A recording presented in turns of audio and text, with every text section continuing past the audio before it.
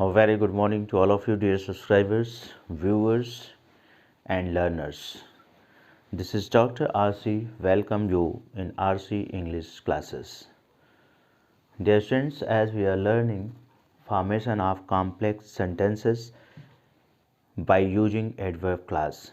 So dear students, हम लोग complex sentence का फॉर्मेशन लर्न कर रहे हैं एडवर्ब क्लास का प्रयोग करके। एडवर्ब क्लास जैसा कि मैंने आपको बताया है कई प्रकार के होते हैं, जिसमें आपने एडवर्ब क्लास ऑफ टाइम का यूज लर्न किया, एडवर्ब क्लास ऑफ प्लेस का यूज लर्न किया। अब आज के टॉपिक में आप लर्न करेंगे adverb class of comparison. Adverb class of comparison का प्रयोग करके कैसे दो या दो से अधिक सिंपल सेंटेंसेस को कंबाइन करके कॉम्प्लेक्स सेंटेंस बनाया जाता है, यह आज के टॉपिक में आप लर्न करेंगे। और साथ ही साथ एक और एडवर्ब क्लास को लर्न करेंगे, adverb class of reason, adverb class of comparison, adverb class of reason. So सबसे पहले हम एडवर्ब क्लास ऑफ कंपैरिजन का यूज़ लर्न करेंगे, सीखेंगे कि कैसे किन परिस्थितियों में दो या दो से अधिक सिंपल सेंटेंसेस को जोड़कर कॉम्प्लेक्स सेंटेंस बनाने में एडवर्ब क्लास ऑफ कंपैरिजन का प्रयोग किया जाता है, और एडवर्ब क्लास ऑफ कंपैरिजन कैसे बनते हैं, इनके लिए क्या सूटेबल कंजंक्शन प्रयुक्त होता है जिनके द्वारा एडवर्ब क्लास ऑफ कंपैरिजन बनाया जाता है। So dear students, as we have written on white board in the bracket as so as then, adverb class of comparison के सामने ब्रैकेट में लिखा है उसकी इम्पॉर्टेंट कंजंक्शंस, मेन कंजंक्शंस, जिसका प्रयोग करके एडवर्ब क्लास ऑफ कंपैरिजन बनाया जाता है और फिर उसे प्रिंसिपल क्लास से जोड़कर कॉम्प्लेक्स सेंटेंस बनाया जाता है। सो एडवर्ब ऑफ कंपैरिजन क्लास को बनाने के लिए, एडवर्ब क्लास ऑफ कंपैरिजन को बनाने के लिए आपको ये कंजंक्शन जो दिए गए हैं, ये मेन कंजंक्शंस हैं जिनका प्रयोग करना होता है जब आप एडवर्ब क्लास ऑफ कंपैरिजन बना रहे हैं। एज, सो एज और देन, ये हैं क्लास, ये हैं कंजंक्शंस जिनका प्रयोग एडवर्ब क्लास ऑफ कंपैरिजन बनाने में किया जाता है। और फिर उस क्लास को, एडवर्ब क्लास ऑफ कंपैरिजन को, जो एक सबऑर्डिनेटिंग क्लास है, हमेशा कॉम्प्लेक्स सेंटेंस में सबऑर्डिनेटिंग क्लास यूज होता है, ये आप ध्यान रखिएगा। तो ये एक सबऑर्डिनेटिंग क्लास का ही पार्ट है एडवर्ब क्लास ऑफ कंपैरिजन, जिसको जो है आप जब प्रिंसिपल क्लास से जोड़ते हैं तो आपका कॉम्प्लेक्स सेंटेंस बन जाता है। ओके स्टूडेंट्स, सो ये चीज़ आपको माइंड में रखना है कि ये जो है conjunctions as, so as, than, आप देख रहे होंगे एज और एज के बीच में गैप दिया है डॉट डॉट, सो और एज के बीच में भी डॉट डॉट। इसका मतलब ये होता है कि एज का बिल्कुल पास रख के कंजंक्शन के रूप में प्रयोग नहीं होता है। एज के बीच में कोई ना कोई वर्ड आएगा, फिर उसके बाद दूसरी बार एज आएगा।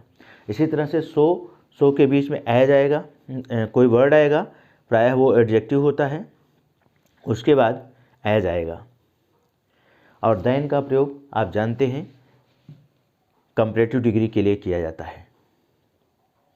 सो आइए एग्जाम्पल के द्वारा हम समझने की कोशिश करते हैं कि कैसे इनका प्रयोग किया जाता है एडवर्ब क्लास ऑफ कंपैरिजन का निर्माण करने में। Example, the horse is useful. Example number 1 में जो फर्स्ट सेंटेंस दिया है वो ये है, the horse is useful. Second sentence है, the cow is more useful. देखिए, the horse is useful, the cow is more useful. Sentence के सेंस को समझिए। फर्स्ट सेंटेंस में बताया जा रहा है, सिंपल सेंटेंस में, कि हॉर्स उपयोगी होता है, यूज़फुल होता है। The cow is more useful, cow उससे भी ज़्यादा उपयोगी होता है। तब आप समझ रहे हो कि यहाँ कंपैरिजन हो रहा है, तुलना की जा रही है हॉर्स के यूज़फुलनेस और काऊ के यूज़फुलनेस के बीच, और बताया जा रहा है कि काऊ ज़्यादा यूज़फुल होती है। Horse is useful, the horse is useful, horse उपयोगी होता है। The cow is more useful, cow उससे भी ज़्यादा उपयोगी होती है, यानी काऊ को ज़्यादा उपयोगी बताया जा रहा है। तो यहाँ पर कंपैरिजन किया जा रहा है। ओके, तो कंपैरिजन में आप क्या करते हैं, इस तरह से जब सेंस मिले, चूँकि आप लर्न ही कर रहे हैं degree of comparison, adverb clause of comparison, तो एडवर्ब क्लॉज ऑफ कंपैरिजन का प्रयोग करके ही आप दो सिंपल सेंटेंसेस को जोड़कर कॉम्प्लेक्स सेंटेंस बनाना लर्न कर रहे हैं। तो निश्चित रूप से जब आप इन दो सिंपल सेंटेंसेस को पढ़ेंगे तो आपको पता चलेगा कि ये दोनों सिंपल सेंटेंसेस में तुलना की जा रही है, और यहाँ तुलना की जाने में हॉर्स को काऊ से कम यूज़फुल बताया जा रहा है, यानी काऊ को ज़्यादा यूज़फुल बताया जा रहा है। द हॉर्स इज़ यूज़फुल, घोड़ा उपयोगी है, the cow is more useful, more mean और अधिक, तो काऊ जो है उससे भी ज़्यादा यूज़फुल है। सो डियर स्टूडेंट्स, मैं आपको थोड़ा सा रिमाइंड कराना चाहूँगा, ट्रांसफॉर्मेशन टॉपिक पर वापस लेके चल रहा हूँ। जब मैं आपको डिग्री ऑफ कंपैरिजन को चेंज करके ट्रांसफॉर्मेशन करना लर्न करा रहा था ट्रांसफॉर्मेशन टॉपिक में, थोड़ा सा उसको माइंड में रखिए कि कैसे उस समय आप जो है पॉजिटिव डिग्री के सेंटेंस को कंपैरेटिव डिग्री में बदल रहे थे और कंपैरेटिव डिग्री को पॉजिटिव में बदल रहे थे, इसी तरह से पॉजिटिव को सुपरलेटिव, इस तरह से आप परिवर्तन कर रहे थे। तो वो जो पॉजिटिव डिग्री का सेंटेंस आप कंपैरेटिव में जब बदल रहे थे, तो पॉजिटिव डिग्री का जो सेंटेंस होता था वो आपका सिंपल या कॉम्प्लेक्स में होता था, और उसे आप फिर कंपैरेटिव डिग्री में बदल देते थे, और कंपैरेटिव डिग्री में बदलने के बाद वो सेंटेंस कॉम्प्लेक्स में ही चेंज हो जाता था। सो यहाँ थोड़ा सा मैं इसलिए बता रहा हूँ कि यहाँ भी एडवर्ब क्लॉज ऑफ कंपैरिजन में भी उससे ही मिलती जुलती सिचुएशन है, और उसी का आपको प्रयोग करना है। वो क्या है, द हॉर्स इज़ यूज़फुल। देखिए कंपैरिजन हो रहा है हॉर्स और काऊ के बीच में, और काऊ को ज़्यादा यूज़फुल बताया जा रहा है। अब इसे जब आपको कॉम्प्लेक्स सेंटेंस में बनाना है तो आप किस तरह से यूज़ करेंगे, बताया जा रहा है the cow is more useful.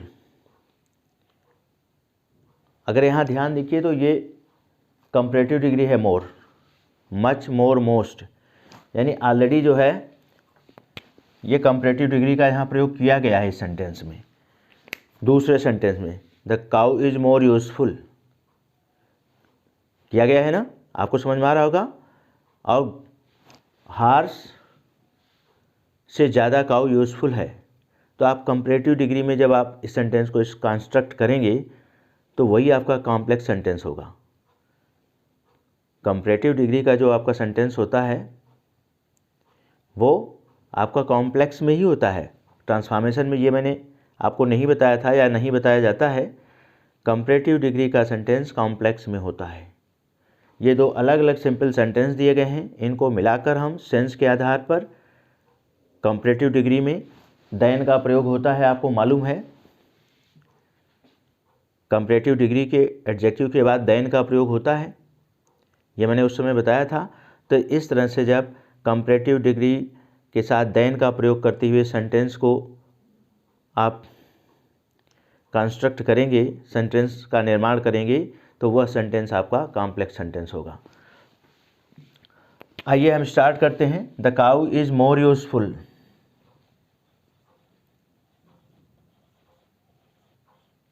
The cow is more useful than, आपको याद आ रहा होगा कंपैरेटिव डिग्री का सेंटेंस, जब आप पॉजिटिव डिग्री से कंपैरेटिव में बदल रहे थे तो कंपैरेटिव डिग्री के एडजेक्टिव के बाद देन का प्रयोग करते थे। यहाँ भी देन का प्रयोग हो रहा है। Cow is more useful than horse, cow is more useful than the horse, ये आपका कॉम्प्लेक्स सेंटेंस हो गया।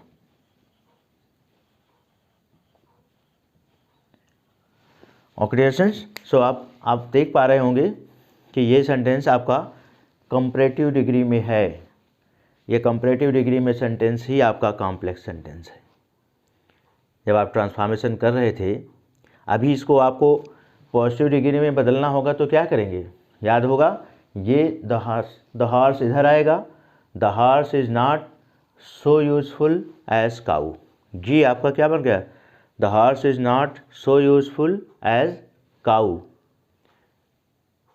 ये पॉजिटिव डिग्री में सेंटेंस चेंज हो गया, कॉम्प्लेक्स। पॉजिटिव डिग्री भी कॉम्प्लेक्स में है और कंपैरेटिव डिग्री भी। इस तरह से जब आप पॉजिटिव से कंपैरेटिव कर रहे थे तो एक कॉम्प्लेक्स को दूसरे कॉम्प्लेक्स में चेंज कर रहे थे। चलिए, ज़्यादा कन्फ्यूजन में आने की ज़रूरत नहीं है, यहाँ पर सेंटेंस को समझने की कोशिश करिए। एडवर्ब क्लॉज ऑफ कंपैरिजन का प्रयोग आप कर रहे हैं, एज सो एज दिया है, तो यहाँ पर हम जो है, क्योंकि दो ऐसे सिंपल सेंटेंस आपको मिलेंगे क्वेश्चन में जिनमें आपस में तुलना हो रही होगी, और एक सेंटेंस कभी कभी दोनों की तुलना आपस में समान रूप से होगी, जिनकी तुलना की जा रही होगी कि वो समान हैं, कम ज़्यादा नहीं है। कभी आपको ये बताया जाएगा कि एक ज़्यादा अच्छा है, दूसरा कम अच्छा है। जैसे यहाँ पर क्या बताया गया, the horse is useful, horse useful है, लेकिन the cow is more useful, cow उससे भी ज़्यादा यूज़फुल है। तो अगर इस तरह से आता है तो आप वहाँ पर देन का प्रयोग करके adverb clause of purpose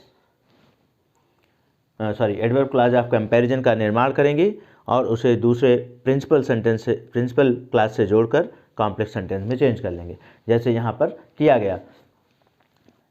the cow is more useful than the horse, तो दैन द हॉर्स में जो है ये एडवर्ब क्लॉज ऑफ पर्पस बनाया गया, दैन द हॉर्स। अब आपको ध्यान में रखना है ये भी, दैन द हॉर्स के बाद आपको क्या वर्ड्स लेफ्ट करना पड़ा, ये एक यूज़फुल और इज़, ये आपको एक्स्ट्रा अननेसेसरी लिखना यहाँ होगा, इसलिए उसे छोड़ दिया गया। जबकि सेंस है the cow is more useful than the horse is,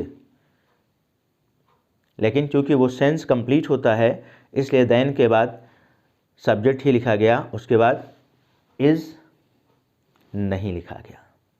okay dear students, सो आइए हम लोग नेक्स्ट एग्जाम्पल पर आते हैं और समझने की कोशिश करते हैं। I like T, second example में फर्स्ट सेंटेंस है आई लाइक टी,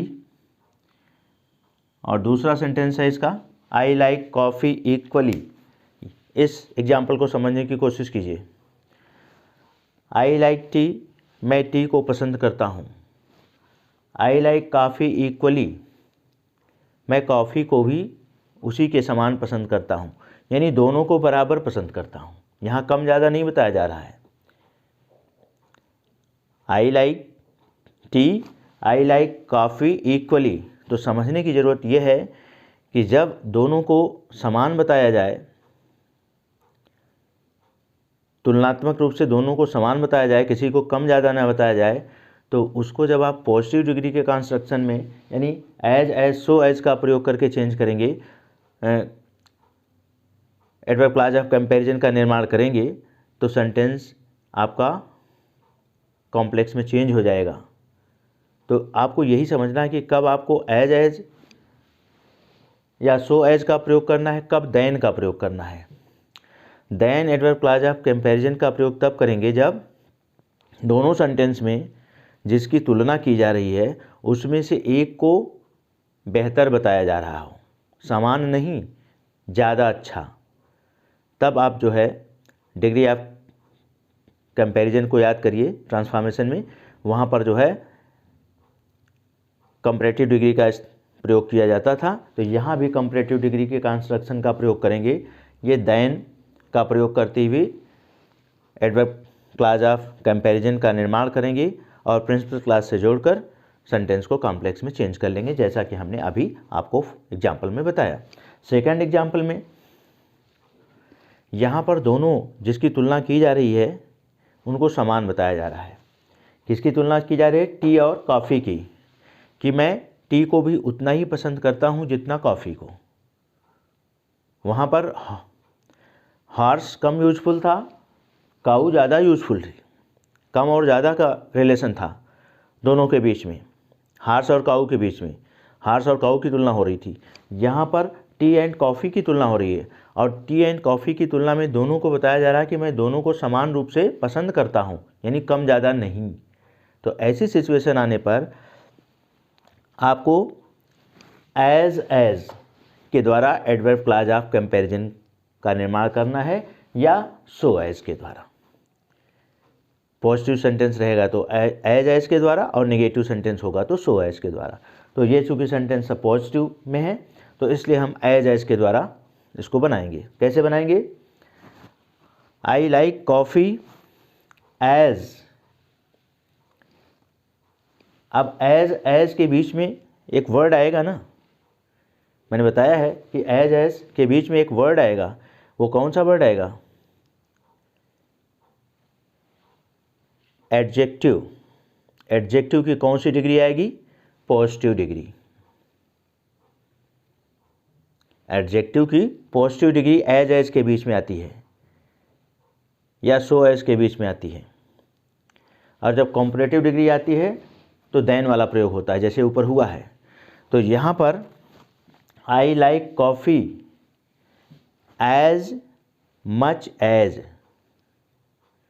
यहाँ मच पॉजिटिव डिग्री में आएगा, एक्स्ट्रा यूज़ करना पड़ेगा क्योंकि आपको बताना है कि मैं कॉफ़ी को उतना ही ज़्यादा पसंद करता हूँ जितना टी, कम ज़्यादा नहीं।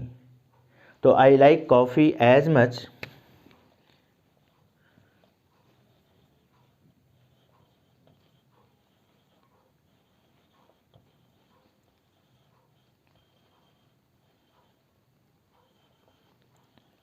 As tea. I like coffee as much as tea. अब आपको इक्वली फिर से लिखने की ज़रूरत नहीं है, ये ध्यान रखिएगा। इक्वली का यहाँ प्रयोग नहीं होगा, सेंस आपका कंप्लीट हो गया है। एग्जाम्पल में जो क्वेश्चन सेंटेंस है उसमें कहा जा रहा है कि मैं चाय को पसंद करता हूँ, आई लाइक कॉफ़ी इक्वली, मैं कॉफ़ी को उतना ही पसंद करता हूँ, यानी चाय के बराबर कॉफ़ी को पसंद करता हूँ। इक्वली का मतलब क्या होता है? बराबर। और कॉम्प्लेक्स सेंटेंस में एडवर्ब क्लॉज ऑफ कंपैरिजन का प्रयोग करते हुए जब आप कॉम्प्लेक्स सेंटेंस बनाए हैं, I like coffee as much as tea, तो इसका सेंस है कि मैं कॉफ़ी को भी उतना ही ज़्यादा पसंद करता हूँ जितना टी, यानी बराबर रूप से। और क्रिएशंस इस तरह से आप देख रहे हैं कि कैसे डिग्री ऑफ कंपैरिजन का प्रयोग करके दो सिंपल सेंटेंसेस को कॉम्प्लेक्स सेंटेंस में चेंज किया जा रहा है। आइए we do some more example. Example number 3।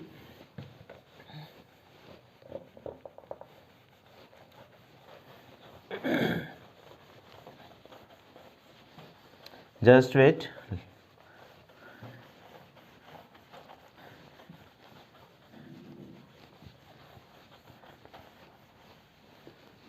Dear students, example number 3 है, she is clever, her brother is not so clever.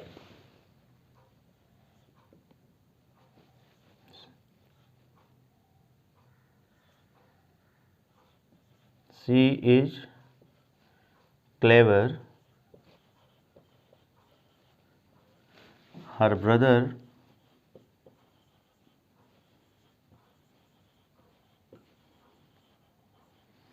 is not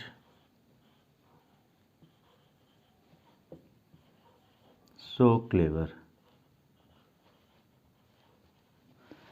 She is clever, her brother is not so clever. यहाँ देखिए sentence को ध्यान से।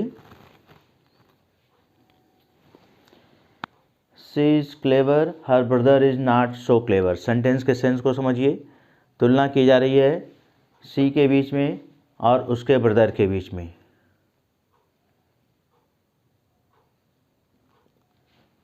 सी के बीच में और उसके ब्रदर के बीच में। अगर आप यहाँ पर सी के स्थान पर हम एक प्रॉपर नाउन दे दें तो थोड़ा सा आपको और ज़्यादा समझ में आएगा। तो आप लिख दीजिए यहाँ पर प्रॉपर नाउन में सीता, थोड़ा और अच्छा समझ में आएगा आपको। Sita is clever, first sentence में बताया गया सीता क्लेवर है, चालाक है। हर brother is not so clever, उसका भाई उतना चालाक नहीं है। देखिए यहाँ पर तुलना की गई सीता और उसके भाई के बीच में, और बताया जा रहा है कि सीता क्लेवर है और उसका भाई उतना क्लेवर नहीं है। मतलब सीता ज़्यादा क्लेवर है, उसका भाई कम क्लेवर है। सीता ज़्यादा चालाक है, उसका भाई कम चालाक है। तो कम और ज़्यादा का रिलेशन आ रहा है यहाँ पर। दोनों सिंपल सेंटेंसेस में जिनकी तुलना की जा रही है उनके बीच में कम और ज़्यादा का रिलेशन हो रहा है, बराबर का रिलेशन नहीं हो रहा है, इक्वलिटी नहीं बताई जा रही है, बल्कि कम और ज़्यादा हो रहा है। तो जब कम और ज़्यादा का रिलेशन होगा, मैंने अभी बताया था फर्स्ट एग्जाम्पल में, तो वहाँ पर आप एडवर्ब क्लॉज ऑफ कंपैरिजन का जो निर्माण करेंगे उसके लिए कंजंक्शन प्रयोग करेंगे देन। ठीक है, देन का प्रयोग करेंगे। और जब समानता बताई जाएगी तब एज या सो एज का प्रयोग होता है। ओके डियर स्टूडेंट्स, सो यहाँ पर आप ध्यान दीजिए। अब इस सेंटेंस को जब आपको कॉम्प्लेक्स सेंटेंस में चेंज करना है तो किस तरह से चेंज करेंगे? देन का प्रयोग करके एडवर्ब क्लॉज ऑफ कंपैरिजन का निर्माण करेंगे। और जब देन का प्रयोग करेंगे तो उससे पहले जो आपका एडजेक्टिव होगा वो किस में होना चाहिए? पॉजिटिव डिग्री में नहीं, कंपैरेटिव डिग्री में। याद कीजिए ट्रांसफॉर्मेशन में जब डिग्री ऑफ कंपैरिजन को चेंज करके सेंटेंस ट्रांसफॉर्मेशन में आपको पढ़ा रहा था तो बहुत अच्छा डिटेल में बताया था। अगर जो स्टूडेंट्स न्यू व्यूअर्स हों, जो फर्स्ट टाइम मेरे वीडियो लेक्चर को देख रहे हों, इस टॉपिक को देख रहे हों, नहीं समझ में आ रहा हो, तो वो ट्रांसफॉर्मेशन टॉपिक पर बैक जाएं। ट्रांसफॉर्मेशन के वीडियो लेक्चर आई थिंक 3 या 4 में मिलेगा आपको, डिग्री ऑफ कंपैरिजन जब आप सर्च करेंगे, क्योंकि ट्रांसफॉर्मेशन पर मैं 21 वीडियो लेक्चर्स बनाया हूँ और उसमें से तीसरे चौथे वीडियो लेक्चर में मुझे जहाँ तक याद है आपको मिलेगा by changing degree of comparison. जब आप मेरे चैनल को सब्सक्राइब करके सर्च करेंगे तो मिल जाएगा आपको वहाँ पर। ठीक है, उसको आप स्टडी कर लेंगे तो यहाँ पर ये चीज़ें समझ में आ रही होंगी, आ जाएंगी कि कैसे 2 या 2 से अधिक सिंपल सेंटेंसेस को कंबाइन करके एडवर्ब क्लॉज ऑफ कंपैरिजन का प्रयोग करते हुए कॉम्प्लेक्स सेंटेंस में बनाया जा रहा है। ओके डियर स्टूडेंट्स, सो कहने का मतलब है सीता ज़्यादा क्लेवर है, हर brother is not so clever, उसका भाई उतना चालाक नहीं है। तो सीता इज़ क्लेवरर, क्या लिखेंगे? Sita is cleverer. तो इस तरह से कॉम्प्लेक्स सेंटेंस में चेंज करने के लिए आप लिखेंगे सीता इज़ क्लेवरर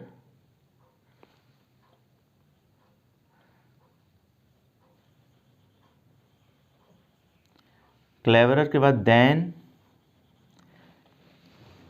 अब देन के बाद सिर्फ लिखेंगे her brother.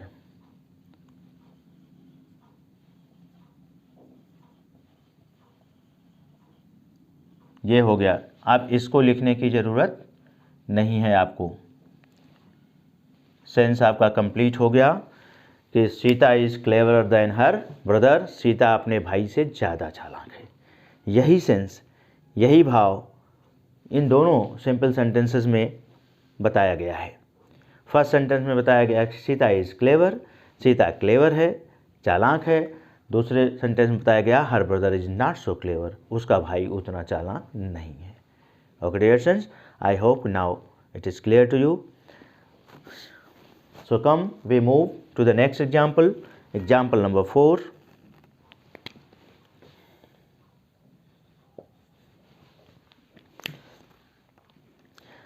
Shalini is beautiful, Malini is equally beautiful.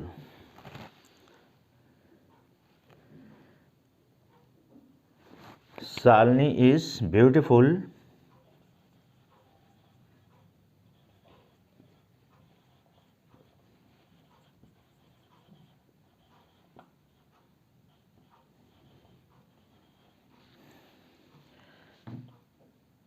Malini is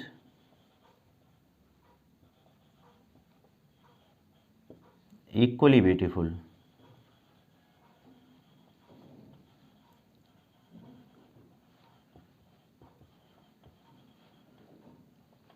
okay dear students, so इन दो सेंटेंसेस को देखिए, फिर से इक्वली का प्रयोग हो चुका है दूसरे सेंटेंस में। तो फर्स्ट सेंटेंस से बताया जा रहा है कि शालिनी इज़ ब्यूटीफुल। शालिनी और मालिनी के बीच में तुलना हो रही है दो सिंपल सेंटेंसेस के द्वारा कि शालिनी सुंदर है, Malini is equally beautiful, Malini भी उसी के बराबर सुंदर है। यानी शालिनी और मालिनी की सुंदरता में समानता है, कोई कम ज़्यादा नहीं है। तो मैंने आपको बताया था कि जब समानता है, कम ज़्यादा नहीं है, तब आप एज का प्रयोग करेंगे या सो एज का। ओके डियर स्टूडेंट, सो यहाँ पर आप करेंगे एज का प्रयोग।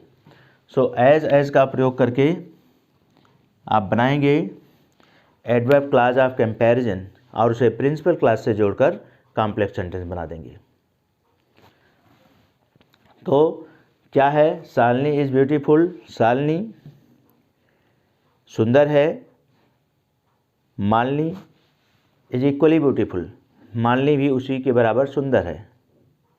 तो मालिनी इज़ बताया जा रहा है कि मालिनी उसी के बराबर सुंदर है, यानी पहले हम प्रिंसिपल क्लास इस पे लेंगे, Malini is as beautiful as Shalini. Shalini की तुलना मालिनी से हो रही है और मालिनी की तुलना शालिनी से। अब बताया जा रहा है पहले सेंटेंस में क्या बताया गया कि शालिनी सुंदर है, मालिनी भी उसी के बराबर सुंदर है। कहने का मतलब मालिनी भी उतना ही सुंदर है जितना शालिनी। तो Malini is as beautiful as Shalini. Sentence principal clause यहाँ से बनेगा और जो adverb class of purpose comparison जो सबऑर्डिनेट क्लास के रूप में प्रयुक्त होगा वो दूसरे सेंटेंस पहले सेंटेंस से बनेगा। तो Malini is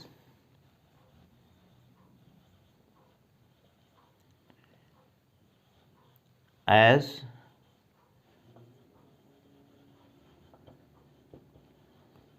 beautiful as Shalini.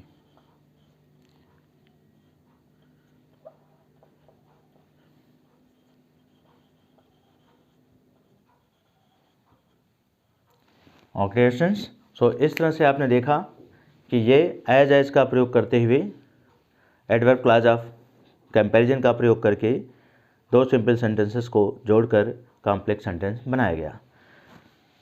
So we move to the next example, example number 5।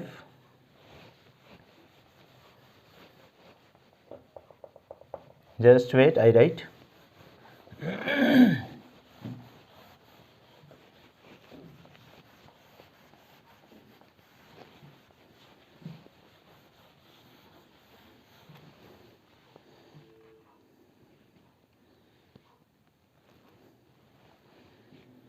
Shalini is tall, Malini is not so tall.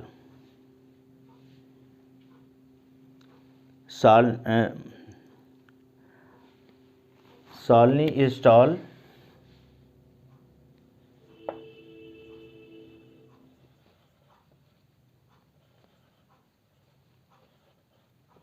tall, Malini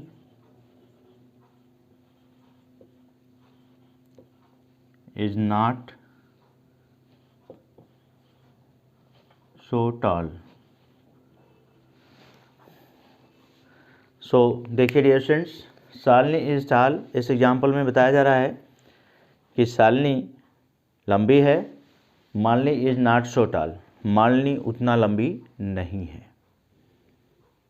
यानी शालिनी के बराबर मालिनी लंबी नहीं है, तो शालिनी मालिनी से ज़्यादा लंबी है, ये बताया जा रहा है। इस एग्जाम्पल को आप सो एज कंजंक्शन के द्वारा एडवर्ब क्लास ऑफ कंपैरिजन का निर्माण करके सेंटेंस को जो है कॉम्प्लेक्स में चेंज कर सकते हैं का प्रयोग करके, और देन का प्रयोग करके भी चेंज कर सकते हैं। यानी कंपैरेटिव डिग्री में चेंज करके आप दोनों सेंटेंस को जो है देन का प्रयोग करते हुए दोनों सिंपल सेंटेंसेस को कंबाइन करके कॉम्प्लेक्स में चेंज कर सकते हैं, और सो एज का प्रयोग को करते हुए। सो यहाँ देखिए लिखा है कि मानली इज नॉट सो टॉल, तो आपको कुछ नहीं करना है। अगर सो एज का प्रयोग करना है तो Malini is not so tall as Shalini, बस केवल यहाँ पर एज शालिनी लिख दिया तो आपका सेंटेंस जो है कॉम्प्लेक्स में चेंज हो गया कि मालिनी उतना लंबी नहीं है जितना शालिनी।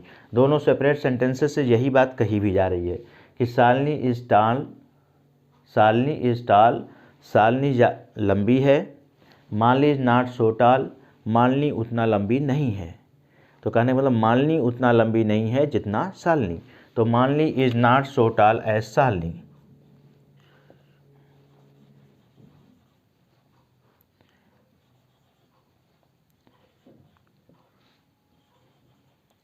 नॉट सो टॉल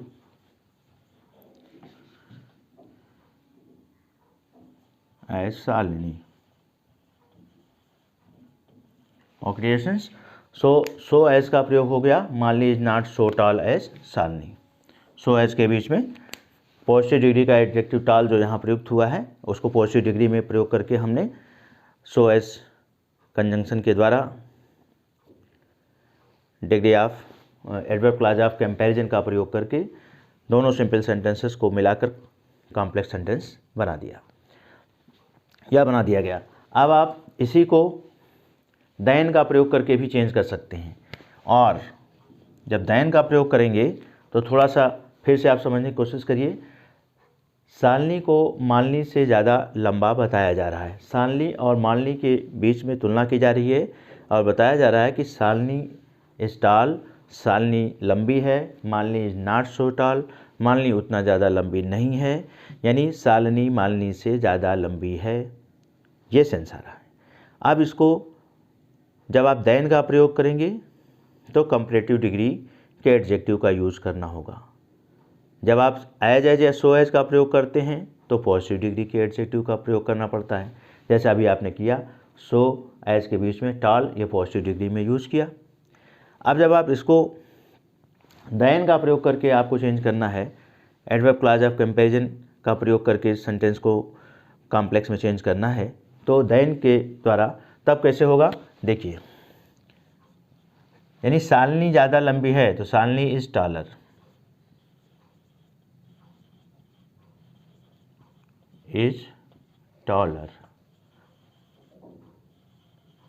ये कंपैरेटिव डिग्री हो गया।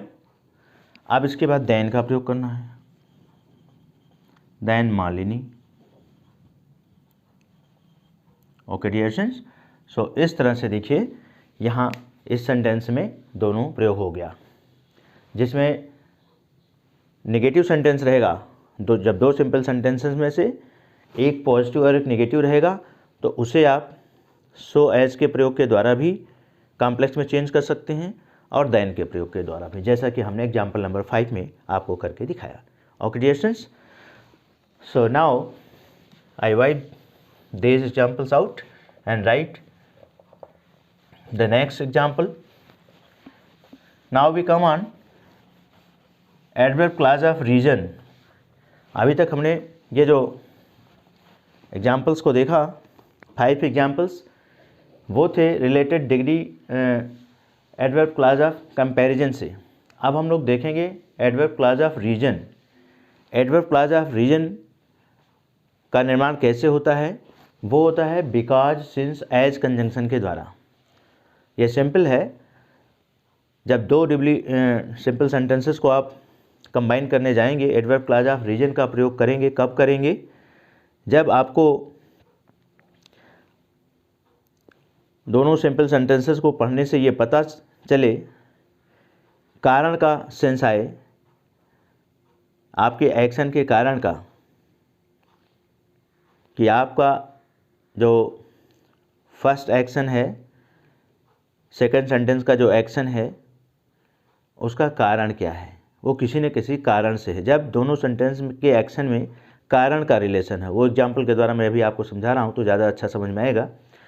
तो मैं इसका एग्जाम्पल नंबर 1 लिख रहा हूँ और एक एग्जाम्पल से मैं आपको उसको समझाने की कोशिश करता हूँ और आई होप कि आपको बहुत अच्छी तरह से समझ में आएगा। एग्जाम्पल में लिख रहा हूँ Mohan is weak, Mohan is weak,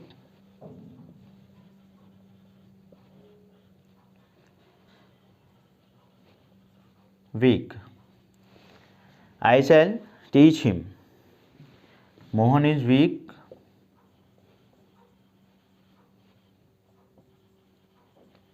I shall teach him. देखिए रिलेशन, देखिए फर्स्ट सेंटेंस में बताया जा रहा है कि मोहन इज वीक, मोहन जो है वो कमज़ोर है, इस कारण से आई शैल टीच हिम, मैं उसे पढ़ाऊँगा, ये कारण आ रहा है। तो यहाँ पर एडवर्ब क्लॉज ऑफ रीजन का प्रयोग करेंगे आप, और एडवर्ब क्लॉज ऑफ रीजन का निर्माण कैसे होगा, बिकॉज, सिंस, एज, इनमें से किसी का भी अगर आप कंजंक्शन के रूप में प्रयोग करके क्लास का निर्माण करेंगे तो वो एडवर्ब क्लॉज ऑफ रीजन होगा। सेंटेंस में दूसरे सेंटेंस की जो एक्शन है वो किस कारण से हो रही है, आई शैल टीच हिम, यानी आई शैल टीच मोहन, मैं मोहन को पढ़ाऊँगा, किस कारण से हो रही है, क्योंकि मोहन वीक है, ये रिलेशन है। Mohan is weak, I shall teach him, Mohan कमज़ोर है, मैं उसे पढ़ाऊँगा, मोहन कमज़ोर है इस कारण से मैं उसे पढ़ाऊँगा। Okay dear students, so principal clause हुआ मैं पढ़ाऊँगा, कारण कहाँ से, मोहन इज कमज़ोर है, इसलिए आप इसको जो है आप एडवर्ब क्लॉज ऑफ रीजन में चेंज करेंगे। फर्स्ट सेंटेंस को चाहे आप बिकॉज का प्रयोग करिए, चाहे सिंस का प्रयोग करिए, चाहे एज का प्रयोग करिए, सबका प्रयोग हो जाएगा। तो सबसे पहले आप प्रिंसिपल क्लॉज को लिखिए, आई शैल टीच मोहन, अब हिम की जगह मोहन लिखना पड़ेगा, क्योंकि सबसे पहले प्रॉपर नाउन प्रयुक्त होता है, नाउन उसके बाद प्रोनाउन। तो आई शैल टीच मोहन,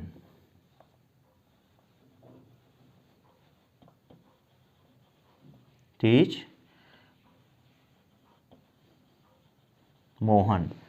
अब चाहे आप यहाँ बिकॉज का प्रयोग करके लिखिए, बिकॉज ही इज़ वीक, अब दूसरी बार मोहन के लिए क्या प्रोनाउन यूज हो जाएगा, बिकॉज ही इज वीक। तो I shall teach Mohan because he is weak, मैं मोहन को पढ़ाऊँगा क्योंकि वह कमज़ोर है, या बिकॉज के स्थान पर सिंस का भी प्रयोग किया जा सकता है, लेकिन जब आप सिंस का प्रयोग करेंगे तो आप किस तरह से कहें, I shall teach Mohan since he is weak, मैं मोहन को पढ़ाऊँगा, सिंस का भी वही सेंस है क्योंकि मोहन कमज़ोर है। I shall teach Mohan as he is weak, यहाँ बिकॉज, सिंस, एज तीनों का प्रयोग एक ही सिचुएशन में हो जाता है।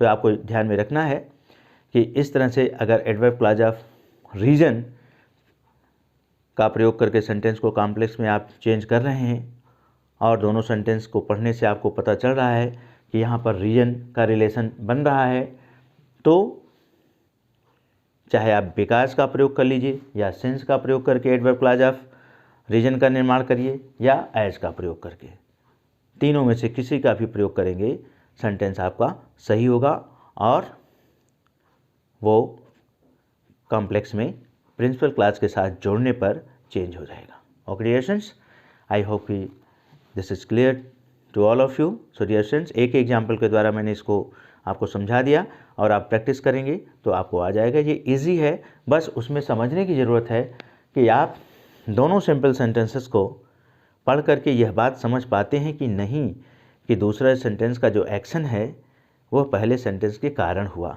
जैसे Mohan is weak, I shall teach him, Mohan कमज़ोर है, मैं पढ़ाऊँगा, मेरे पढ़ाने का कारण क्या बना, मोहन की कमज़ोरी। जब ऐसी तरह से रिलेशन आपको समझ में आएगा, दोनों सिंपल सेंटेंसेस के बीच में कारण का रिलेशन समझ में आएगा, तब जा कर के एडवर्ब क्लॉज ऑफ रीजन का प्रयोग होगा। Okay dear students, so this is all for today.